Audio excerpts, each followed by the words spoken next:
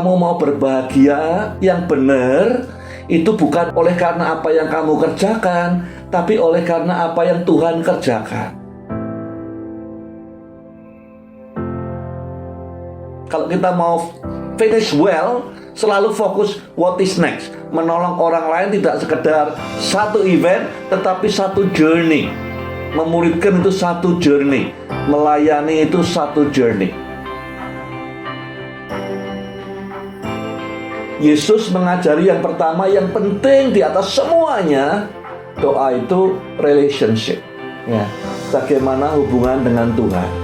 Siapa Tuhan buat saudara?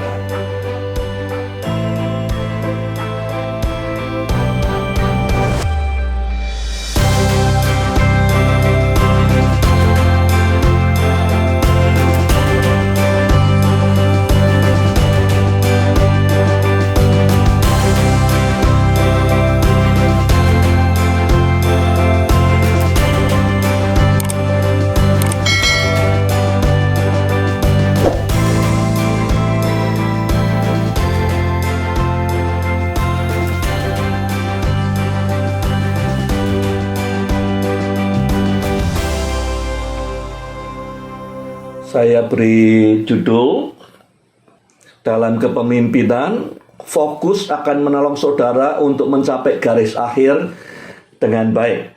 Ya, jadi saya akan bicara nanti dari dua pasal ini tentang fokus dalam kepemimpinan. Yang pertama, topik yang saya angkat adalah the leader you don't want to be. Ya, kepemimpinan yang tidak saudara inginkan, dambakan. Belajar dari orang Farisi. Apa yang kita pelajari dari orang Farisi? Ya, Yesus berkata, kamu boleh dengar tapi jangan tiru hidupnya, katanya. Yang pertama, lemahnya integritas. Fokusnya hanya pada aktivitas keagamaan. Berapa kali ke gereja, ya. Kemudian sibuknya pelayanan, secara lahiriah semuanya baik, tapi mengabaikan manusia batiniahnya.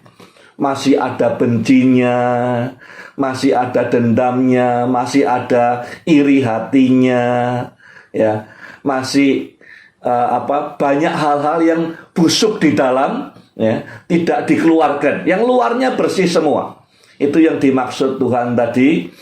Ya, yang diperhatikan hanya luarnya. Jadi yang penting looks good, di outside kelihatan bagus, ya. Orang semua tidak ada yang tahu, hanya saudara dan Tuhan yang tahu.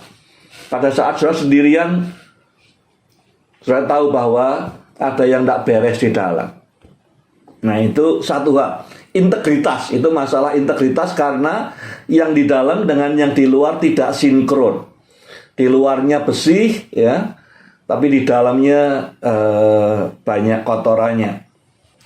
Yang kedua, yang kita belajar dari orang Farisi adalah hidup dalam dunia yang separuh kebenaran. Mereka setia beri perpuluhan, ya, dan tercatat semua, ya, orang semua tahu di perpuluhannya, korbannya berapa kambing, berapa sapi, tapi mengabaikan keadilan dan kasih kepada sesama manusia. Artinya Tuhan berkata bahwa ia memberi itu baik, perpuluhan bagus, berkorban pada Tuhan itu baik. Tapi tanpa keadilan, memperjuangkan orang yang tertindas, mengasihi sama manusia, itu tidak benar gitu. Satu tidak boleh dipilih satu dari yang lain, dua-duanya diperlukan. Ya, berkorban bagi Tuhan bagus, ya. Tapi juga menegakkan keadilan dan mengasihi sesama juga penting. Yang ketiga, dikatakan di pasal 11 ayat 43, dia senang diduduk di tempat terhormat, di tempat yang di muka. Senangnya disanjung-sanjung. Jadi man pleaser. Senangnya dipuji, disanjung, dihormati orang di depan orang banyak. Itu orang Farisi. Kalau dia berdoa, dia ingin semua orang lihat. Ya. Kalau dia beri, dia ingin semua orang lihat, dicatat semuanya. Senang dipuji, disanjung, dihormati depan orang banyak. Yang keempat, dikatakan ini seperti kuburan yang tidak ada patoknya. Nah, artinya apa? Artinya kelihatannya kayak tanah rata. Ya, orang Yahudi ada hukumnya di imamat, kalau kita bersentuhan dengan bagian dari orang mati, entah itu tulangnya atau apanya, maka kita najis. Jadi kalau ada kuburan, ya dimanapun juga orang mati di situ dikubur atau gimana, terus orang jalan di atas jangan tidak tahu itu kuburan, ya. Kemudian tersentuh dengan bagian tulang yang nongol atau apa, maka dia najis. Jadi deceptif, tidak transparan kepemimpinannya. Maka banyak pengikutnya yang terjebak, ya, ngikuti tapi tahu-taunya ujungnya ke tempat lain, deceptif, ya, menyesatkan. Yang nomor 5, dikatakan di ayat pasal 11 ayat 46, munafik. Munafiknya gimana? Hukum-hukum Taurat ditambahi aturan-aturan yang berat, semua orang jemaatnya disuruh melakukan tapi dia sendiri tidak. Ya. Semua orang dibebani dengan tugas-tugas untuk mentaati Taurat yang dia sendiri tidak mampu mengerjakan. Jadi dia ngomong seakan-akan dia udah ngerjakan semua itu, ya. Memberi ini, mengerjakan ini, melihara itu, padahal dia sendiri tidak mampu. Tapi dia paksakan ke orang lain untuk mengerjakan itu. Nah, ini lawannya dengan mentoring, lawannya dengan pemuritan yang harus meneladani. Kita merubah orang lewat merubah diri kita dulu. Yang nomor 6, ya, adalah dengki. Dikatakan di ayat 52, jadi batu sandungan bagi orang lain. Ini orang-orang yang terpelajar, ahli-ahli dalam bidang Taurat. Orang-orang Farisi itu artinya orang-orang yang konservatif, sangat megang agama, ya, tetapi tidak melakukannya. Jadi orang-orang yang lihat hidup mereka jadi tidak mau belajar firman Tuhan. Mereka megang pintu pengetahuan, pintu revelation, tetapi tidak masuk di dalamnya dan menyumbat orang lain untuk masuk dengan cara hidup mereka yang tidak sesuai firman, ya. Jadi dikenal sebagai hamba Tuhan atau orang Kristen yang aktif, tapi hidupnya tidak bertumbuh, tidak mempraktekkan firman. Pengetahuannya banyak, tapi tidak mempraktekkan. Akibatnya banyak orang yang tidak mau kenal Tuhan, ya, karena melihat hidupnya seperti itu. Jadi stumbling block, jadi penghambat orang untuk maju. Oke. 45 detik renungkan dalam hidup saudara, dalam kepemimpinan saudara, ada ndak roh Farisi yang 6 tadi? Salah satu mungkin, salah 2 mungkin. Apakah ada dalam hidup saudara? Renungkan. Kalau ada, ini saat yang baik untuk berdoa, minta Tuhan bebaskan saudara dari roh Farisi ini.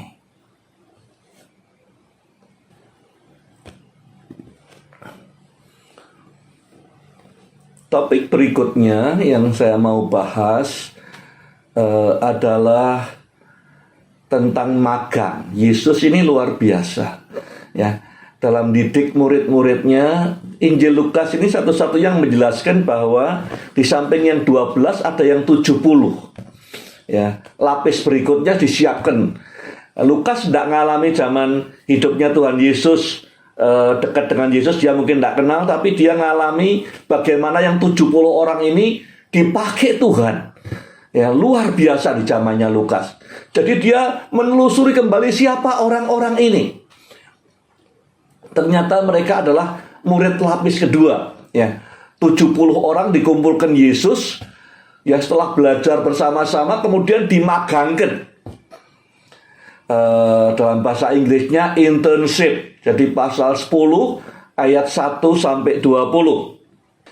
Caranya Yesus gimana? Ya, sekarang kita tahu magang itu penting sekali.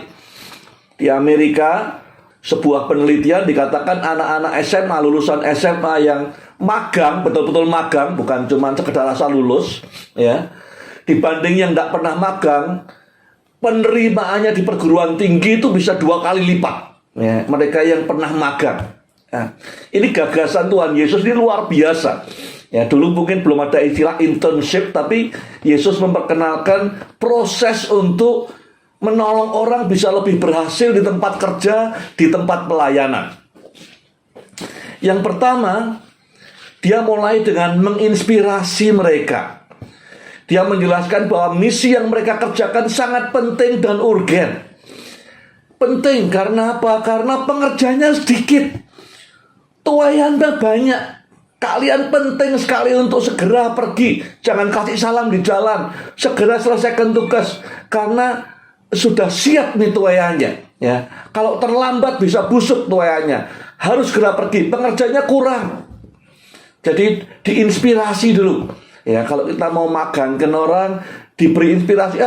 Bukan. Ya, sekarang ini banyak di aturan di Indonesia pun sudah ada aturan perguruan tinggi sebelum lulus harus magang, bukan KKN ya.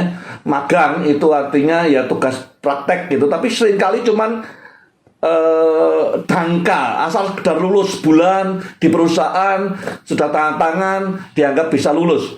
Tapi yang dikerjakan Tuhan Yesus bukan seperti itu. Ya betul-betul dia perlu mendalami lapangan di mana dia akan melayani. Jadi diinspirasi dulu. Yang kedua disiapkan, tidak hanya sekedar diutus, disiapkan, diberitahu bahwa nanti bisa saja menghadapi tantangan berat, ya seperti domba di tengah serigala. Ya. Jadi diberitahu harus siap, ya tidak asal nyemplung begitu saja. Yang ketiga, dia juga memberi tuntunan. Dia sampaikan ke mereka sebelum berangkat ada beberapa kemungkinan skenario. Ya, kamu datang ke sebuah rumah, kamu beri salam, dia nyambut, kamu tinggal di situ. Kalau kamu beri salam, tidak ada yang nyambut, kamu kebaskan debu di kakimu. Jadi ada berbagai macam skenario, tuntunan Tuhan jelas. Ya, kalau begini sikapmu begini, kalau begitu sikapmu begitu, dan segala macam. Ada tuntunan, ya, supaya tidak kosong mikir sendiri gitu. Yang keempat, encourage, dikuatkan, diberi dorongan, berikan rasa percaya penuh. Ya, dia bilang, barang siapa nerima engkau, nerima aku. Barang siapa nerima aku, nerima Bapakku di surga. Siapa nolak engkau, nolak aku, nolak Bapak di surga. Jadi hatinya belum berangkat sudah berkobar-kobar. Ini mewakili Bapak di surga. Ya, jadi semangatnya dibangun dulu sebelum berangkat. Nomor 5, setelah mereka kembali, dia dengarkan mereka. Ya. Yesus bersuka cita waktu mereka bercerita pengalaman yang ngusir setan, nyembuhkan orang dan segala macam. Ya. Jadi dia bersuka cita mendengarkan kesaksian-kesaksian mereka. Didengarkan, ya ikut bersyukur. Dan yang terakhir, dia memberi coach follow up. Ya, dengan memfasilitasi apa? Evaluasi. Nah, untuk untuk terus bertumbuh, dievaluasi. Dia bilang, ya bersyukur kamu bisa aku lihat ini seperti kilat tuh jatuh dari langit. Ya, bersyukur kuasa Tuhan bekerja lewat hidupmu, orang sembuh, setan diusir, tapi berbahagialah karena namamu tertulis di surga. Ya, jadi ada evaluasinya supaya tidak salah ngambil kesimpulan. Ini ada perkataannya John Maxwell, dia bilang giat berlatih tidak akan menghasilkan kesempurnaan. Berlatih disertai dengan evaluasi baru akan menghasilkan kesempurnaan. Kenapa sih perlu internship? Ya, teman-teman, kalau Bapak Ibu Saudara ada punya menti, ya, sudah punya anak atau punya murid, ya, internship atau magang itu penting. Kenapa pentingnya? Ini sudah dibuktikan dengan riset. Satu, karena memberikan wawasan akan dunia nyata, baik itu di pelayanan maupun di usaha. Ya. Jadi dia sebelum lulus sudah punya pengalaman di dunia nyata. Jangan sampai orang sudah punya ijazah tapi tidak tahu dunia nyata seperti apa, baik itu di pelayanan maupun di tempat kerja. Jadi magang sangat penting, ya. Di Eropa, di Amerika, magang sangat penting sekali di perguruan tinggi yang top gitu ya. Sehingga saudara pernah mengalami menyelesaikan persoalan di lapangan, bukan cuma di kelas, ya. Banyak kali kita belajar menyelesaikan persoalan di kelas, tapi bukan di lapangan, ya. Jadi magang penting untuk pertumbuhan kepemimpinan. Yang kedua, magang memberi platform untuk bangun jejaring. Supaya kemudian hari, ya siapa tahu Tuhan pakai kenalan-kenalan di tempat magang untuk bangun karirnya. Jadi bangun network. Saudara mau di pelayanan, mau di pendidikan, mau di pemerintahan, di politik, di usaha, di bisnis, saudara butuh network. Tidak bisa jalan sendiri, ya. Magang memberi platform untuk bangun network itu. Yang ketiga, magang atau internship saudara bisa mengenal lebih dalam tentang dirimu sendiri, ya. Selama di bangku sekolah mungkin cuman kenalnya cuman ya pengetahuan, ya. Tapi di tempat magang, di tempat kerja, tempat pelayanan sudah mulai kenal kelemahan sudah di mana, kekuatan sudah di mana, ya. Sehingga bisa lebih fokus bagaimana mengembangkan diri. Yang keempat, magang atau internship memperlengkapi saudara bukan hanya keterampilan teknis, tapi yang lebih penting, ya. Saya pernah tanya anak saya, si Arfad Joe, waktu dia selesai magang di perusahaan alarm, ya. Kau belajar apa sekian lama ini berbulan-bulan magang di sana? Dia bilang belajar kerja dalam tim, ya. Belajar menyusun prioritas dalam sebuah teamwork. Jadi dalam magang kita belajar bekerja under pressure. Di kelas tidak ada pressure. Di tempat magang ada pressure, ya. Bagaimana menyelesaikan tugas dalam tekanan, bagaimana bekerja dalam tim. Dan yang terakhir, kalau saudara, anak saudara, ya, keponakan, menti, teman, semua yang masih sekolah SMA, atau yang kuliah, atau yang sedang belajar dimanapun juga, ya, magang memberikan nilai tambah yang lebih, yaitu pengalaman, ya. Pengalaman itu mahal harganya, ya. Lebih mahal daripada sekedar sertifikat kadang-kadang. Jadi orang yang punya pengalaman magang, internship, ya, di dunia yang maju lebih diminati daripada mereka yang fresh graduate, tidak punya pengalaman magang dalam perusahaan atau dalam pelayanan. Bruce Lee, berkata pahlawan yang hebat adalah manusia biasa, manusia rata-rata yang memiliki fokus yang tajam. Jadi saya mau bicara soal fokus sekarang ini, ya. Leadership fokus dalam kepemimpinan. Yang pertama, Yesus mengajarkan melalui waktu dia evaluasi 70 orang murid Tuhan ini, fokus kepada apa yang paling hakiki. Jangan sampai kita itu distracted, ya, atau tergoda, teralihkan perhatiannya dengan ketenaran atau pujian atau glamour dan segala macam. Karena apa? Yesus lihat mereka pulang, mereka senang semua. Senangnya kenapa? Senangnya karena wah, powerful, setan aja lari semua.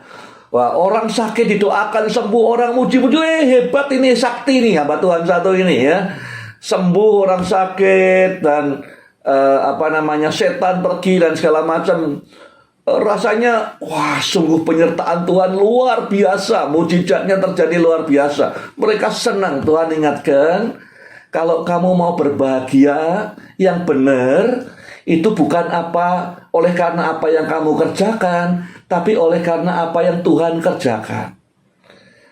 Apa yang kamu kerjakan itu kan dari Tuhan juga, ya. Tetapi yang Tuhan kerjakan, berbahagialah karena namamu tertulis di surga. itu lebih penting, lebih hakiki daripada semua mujizat yang kamu kerjakan selama sekian lama magang tadi. Jadi fokus pada yang penting.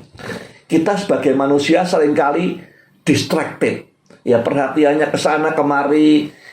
Itu kok kelihatannya enak.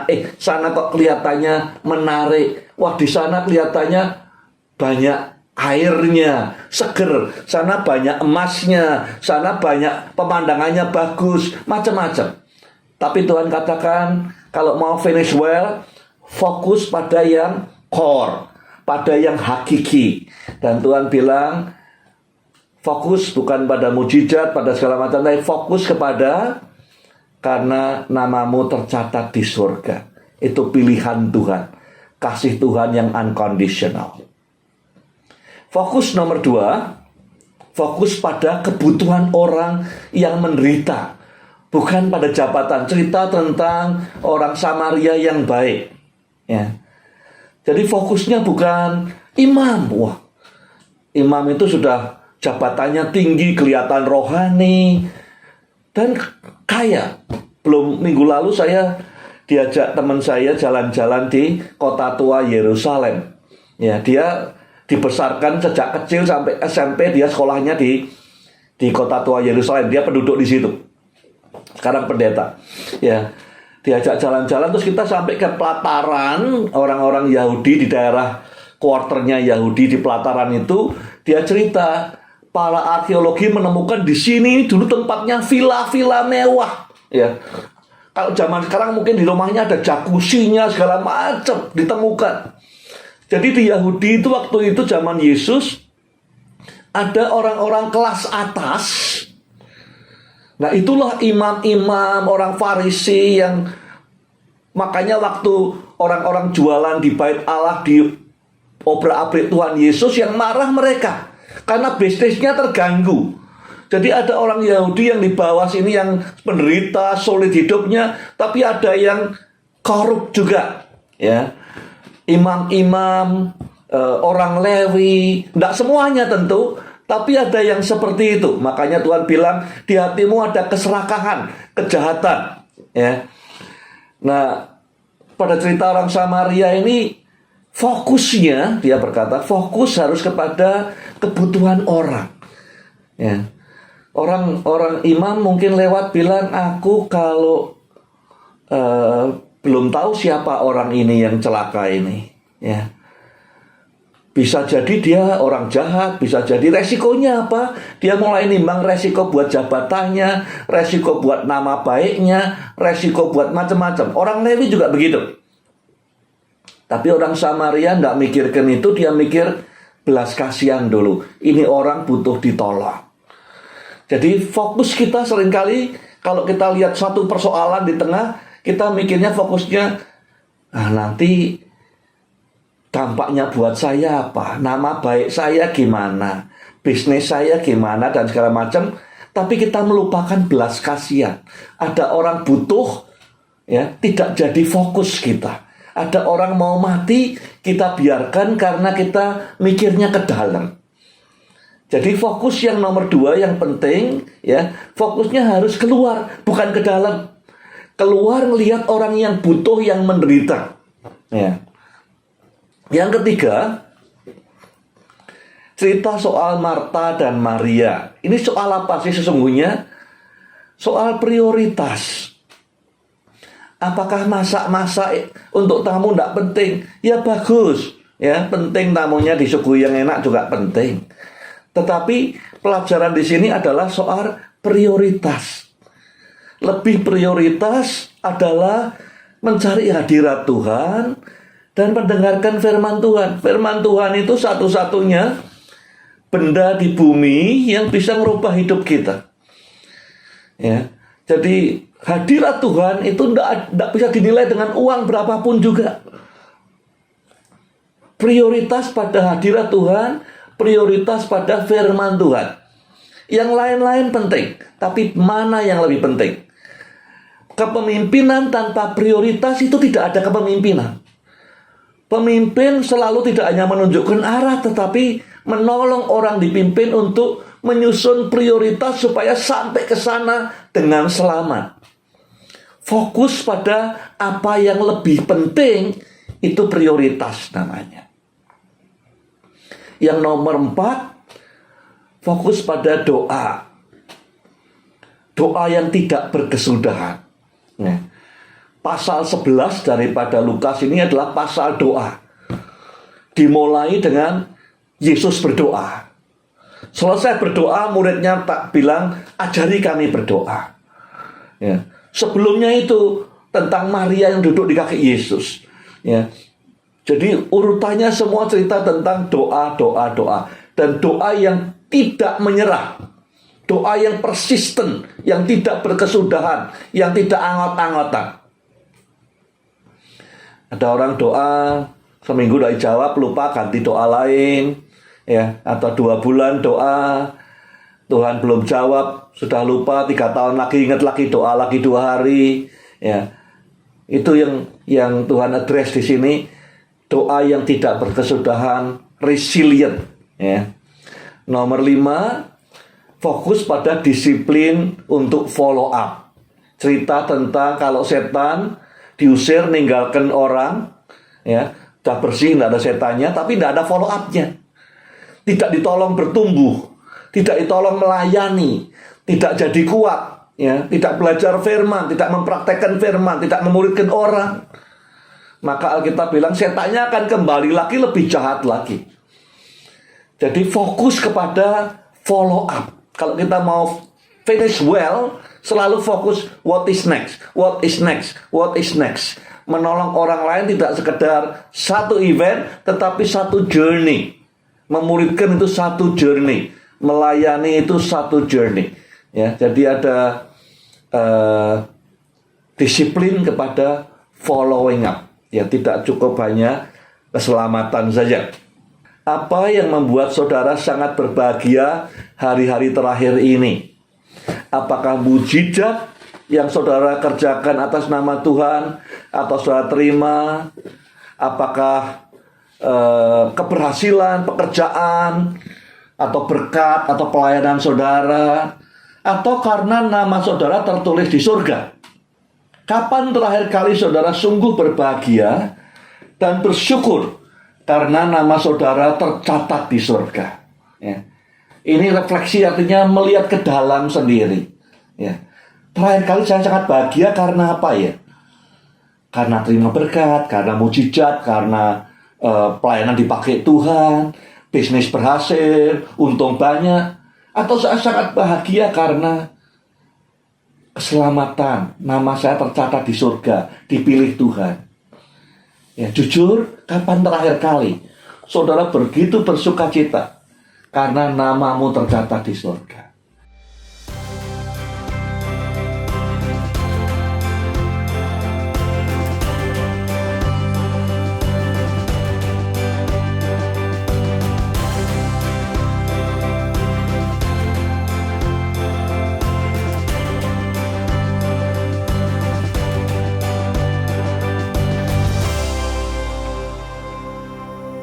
Beberapa slide berikut judulnya Inspiring Prayers, doa-doa Tuhan Yesus yang menginspirasi. Sekali lagi, Injil Lukas ini Injil doa. Paling banyak Yesus mau milih muridnya doa. Dia mau ngajar di pasal 11, dia berdoa. Selalu dalam keadaan doa, mengambil keputusan-keputusan yang penting. Nah, ada beberapa hal yang saya pelajari dari rangkaian cerita ini. Di pasal 11 ayat 1 dimulai dengan Yesus sedang berdoa. Dia sedang ngobrol dengan Bapaknya.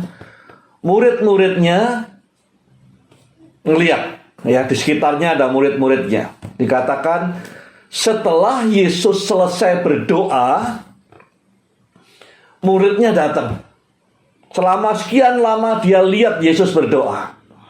Setelah Yesus selesai berdoa, muridnya datang dan berkata, Tuhan ajari kami berdoa. Ini luar biasa. Pernah enggak orang lihat saudara berdoa demikian rupa, adikmu, istrimu, suamimu, temanmu di kantor, di gereja, lihat saudara berdoa, terus mendekat saudara bertanya, ajari saya berdoa supaya bisa berdoa seperti kamu. Very inspiring. Saya tidak tahu apa yang dilihat murid-muridnya, sampai lihat Yesus sembahyang terus datang, aku ingin bisa doa seperti kamu. What? Why? Yeah. Kemudian Yesus mulai ngajar mereka berdoa. Kata pertama yang disampaikan Tuhan Yesus adalah Abba, Bapa, Daddy. Ya. Panggilan yang begitu akrab, intimate relationship. Ya. Bukan raja, segala raja yang agung dan mulia, bukan. Ya. Yesus bilang, Daddy, Abba, Bapa. Panggilan yang sangat dekat, sangat intim, sangat akrab. Doa itu selalu adalah konteks relationship. Bukan liturgi, bukan indahnya kata-kata, ya. Tetapi relationship-nya seberapa intim. Ya. Kita doa itu kan komunikasi dua arah. Ya. Kalau saudara ngomong, misalnya sudah punya ayah seorang ahli hukum atau hakim atau jaksa. Kalau saudara ngomong sebagai ayah dengan anak, beda kalau saudara menjadi tertuduh di ruang pengadilan dan dia jaksa. Ya. Jadi hubungan menentukan bagaimana komunikasi itu diterima dan dipahami. Yesus mengajari yang pertama, yang penting di atas semuanya, doa itu relationship. Ya. Bagaimana hubungan dengan Tuhan. Siapa Tuhan buat saudara. Nomor 3, mulainya, ya seringkali kita ini, saya, saudara semua, begitu masuk doa, langsung kita to the point, kebutuhannya apa, kita sampaikan semua ke Tuhan. Ya. Kita mungkin bilang sakit minta disembuhkan, bangunan gereja belum selesai, misinya ke sana supaya dilindungi, bisnis supaya berhasil, anak supaya dapat jodoh, segala macam. Langsung to the point. Yesus ngajari mulai dengan apa yang menjadi concern-nya Tuhan. Biar namamu Tuhan itu dikuduskan, dipisahkan, dimuliakan, dan kerajaanmu datang di atas bumi. Itu kepinginnya Tuhan, itu kerinduannya Tuhan. Mulainya dari sana dulu. Ya. Nah, seringkali kita anggap doa itu adalah satu arah. Ya, saya, ya, kebutuhan saya apa sampaikan, ketok pintu terus pokoknya supaya dapat. Ya, doanya cuma satu sisi. Tapi Yesus ngajari doa itu relationship. Mulai dengan memahami concern-nya Tuhan itu apa. Apa yang menyenangkan Bapak. Kalau Bapaknya senang, semuanya beres. Nomor 4, ya, Lukas mengajarkan doa yang efektif yang dijawab Tuhan itu karena dalam bahasa Inggrisnya agak aneh, shameless audacity. Ya. Orang ini nggak pusing reputasinya apa, pokoknya demi nolong orang lain dia pertaruhkan semuanya. Nanti orang mau bilang apa, orang mau anggap apa, nggak penting. Yang penting dia bisa nolong orang lain ini. Ya, jadi nggak malu-malu, nggak sungkan-sungkan demi nolongi orang lain, bukan buat dirinya sendiri. Ya, kalau dia shameless audacity dirinya sendiri, nggak betul. Tapi untuk nolong orang lain, tamu yang datang mengamal nanti lapar gimana? Ya. Dia rela korbankan reputasinya demi tamu yang akan datang supaya jangan kelaparan. Ya. Untuk itu Tuhan tergerak hatinya. Ya. Tidak memusingkan reputasinya demi nolong orang lain, keselamatan orang lain. Nomor 5, ya, persisten, terus menerus, tidak angot-angotan, gitu ya, tidak doa minta jodoh 2 bulan, kemudian tidak jawab, terus lupa. Ya. Doa untuk pelayanan, untuk usaha, 3 bulan Tuhan belum bergerak, kita tidak doa lagi, ya. Doa untuk keselamatan orang tua, keselamatan mertua atau mantu atau siapapun, teman, Tuhan belum jawab, kita berhenti, ganti yang lain terus. Tapi Tuhan mengajarkan persistent, relentless, tidak pernah berhenti. Kalau ada yang menyerah dalam hal ini, ya, bukan saya, tapi iblis yang harus menyerah. Jadi relentless, terus berjuang, berdoa sampai kehendak Tuhan jadi lewat doa ini. Yang terakhir, percaya kasih setia Tuhan, Dia pasti berikan yang paling baik buat saudara. Ya, jadi trust His loving kindness, percayai, sambil doa, persisten, tetap percaya bahwa apapun yang Tuhan berikan itu bukan yang baik buat saudara, tapi yang terbaik buat saudara. Walaupun demikian tetap persisten, tetap relentless. Jadi Yesus sedang menjelaskan pertanyaan murid-muridnya, kenapa kok doa-doa yang kamu kerjakan Tuhan itu begitu inspiring? Tuhan berkata, ini loh 6 hal ini kuncinya. Refleksi untuk 7 hari ke depan. Has your prayer life inspired others? Apakah kehidupan doa saudara telah menginspirasi orang-orang di sekitarmu? Ya. Apakah hubunganmu dengan Tuhan menginspirasi orang sehingga orang datang ajari, ya, tolong ajari aku, punya hubungan yang akrab dengan Bapa seperti yang kamu miliki. When was the last time someone asked you, teach me to pray? Kapan terakhir kali seseorang datang pada saudara adikmu, istrimu, anakmu, ya, teman, ya, memohon, ajari aku supaya bisa berdoa seperti kakak, seperti papa, seperti mama, seperti bapak, ibu, om, tante. Ajari supaya bisa begitu akrab dengan Bapak di surga. Tolong ajari. Kapan terakhir kali?